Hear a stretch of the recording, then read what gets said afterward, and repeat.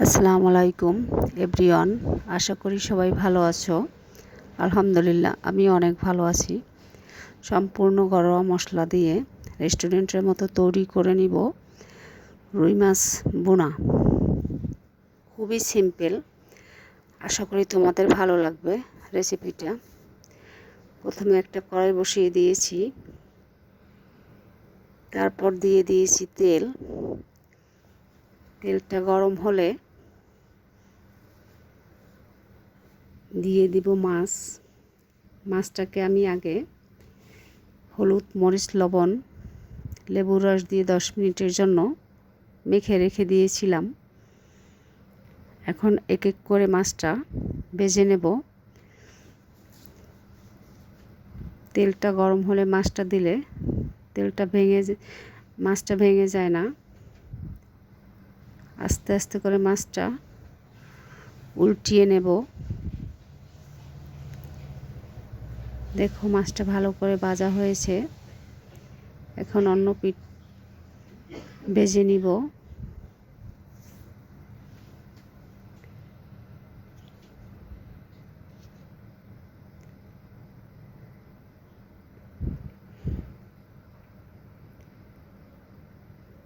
আস্তে আস্তে করে মাছটা ভেজে নিয়েছি, ভালো করে ভাজা হয়ে গিয়েছে। এবার মাছটা আমি উঠিয়ে নেব। দিয়ে দেব 1 কাপ পেঁয়াজ কুচি।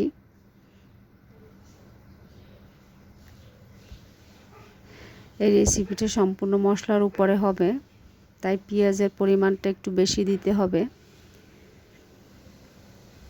পেঁয়াজটা ভালো করে ভেজে নিব।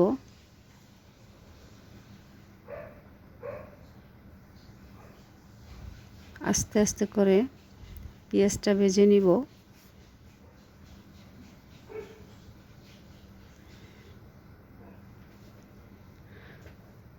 আমার পেঁয়াজটা লাল হয়ে গিয়েছে।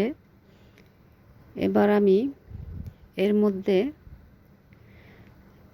অ্যাড করে দিব বাটা পেঁয়াজ। আবার ভালো করে পেঁয়াজটা ভেজে নেব।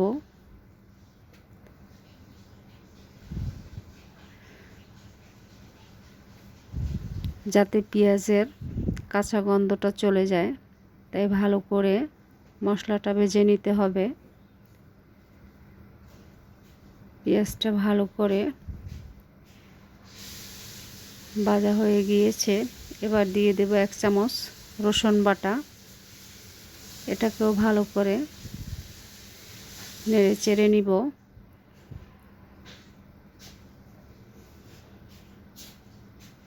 তারপরে দিয়ে দেব 1/2 চামচ আদা বাটা। আবার ভালো করে মিশিয়ে নেব যাতে কাঁচা গন্ধটা চলে যায়। মশলাটা ভালো করে ভেজে নিব।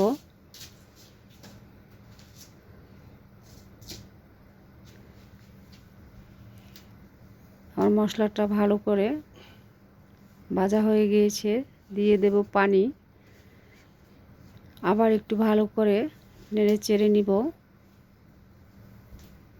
এবার দিয়ে দেব ভাজা মশলা। 1 চামচ দিয়ে দিয়েছি জিরার গুঁড়ো। এবার দিয়ে দেব 1 চামচ ধনে গুঁড়ো। তারপর একটু মিশিয়ে নেব। এবার দেব স্বাদ মতো লবণ।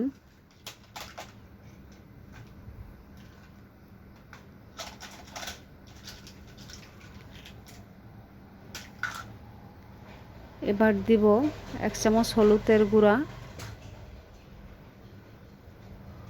আবার একটু ভালো করে মিশিয়ে নেব।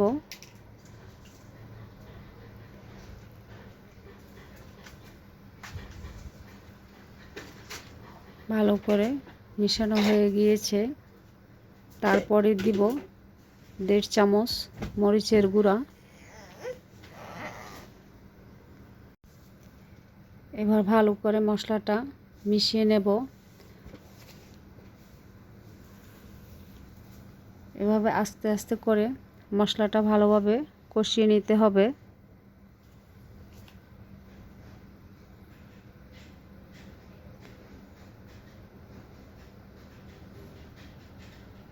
যখন মশলা থেকে তেল ছেড়ে দিবে তখন মাছটা দিয়ে দিতে হবে। দেখো আমার মশলা থেকে তেল ছেড়ে দিয়েছে, এখন আমি মাছটা দিয়ে দেব। আস্তে আস্তে করে সব মাছগুলো দিয়ে দেব যাতে ভেঙে না যায়। এখন মাছটাকে নেড়ে চেড়ে দিব, মশলাগুলো যাতে মাছের গায়ে লেগে থাকে, ভালোভাবে মিশে থাকে। এভাবে আস্তে আস্তে করে মাছগুলোকে মিশিয়ে নেব মশলা দিয়ে।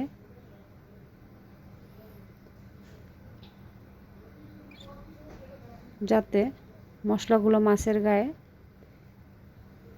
লেগে থাকে। দেখো আস্তে আস্তে করে উল্টিয়ে দিয়েছি। এবার দিয়ে দেব পানি। পানিটা এমনভাবে দিতে হবে যাতে কিছু মাছ ডুবে থাকে এবং কিছুটা বেশি থাকে। পুরোপুরি মাছটা যাতে ডুবে না থাকে সেই পরিমাণ পানি দিতে হবে। এবার মাছটাকে একটু ভালো করে নেড়ে চেড়ে দিতে হবে।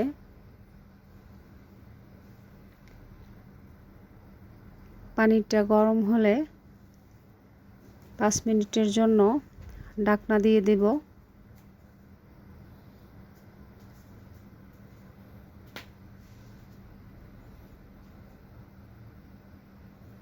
পানিটা গরম হয়ে গিয়েছে, দিয়ে দেব ঢাকনা 5 মিনিটের জন্য। 5 মিনিট পরে ফিরে এসেছি। আবার মাছটা একটু ভালো করে নেড়ে চেড়ে দিব। এবার অ্যাড করে দিব ভাজা গুঁড়া মশলা। তারপর আস্তে আস্তে করে একটু নেড়ে চেড়ে দিব যাতে মাছগুলো ভেঙে না যায়। এবার দিয়ে দেব কাঁচামরিচ। আমার রান্নাটা প্রায় শেষের দিকে।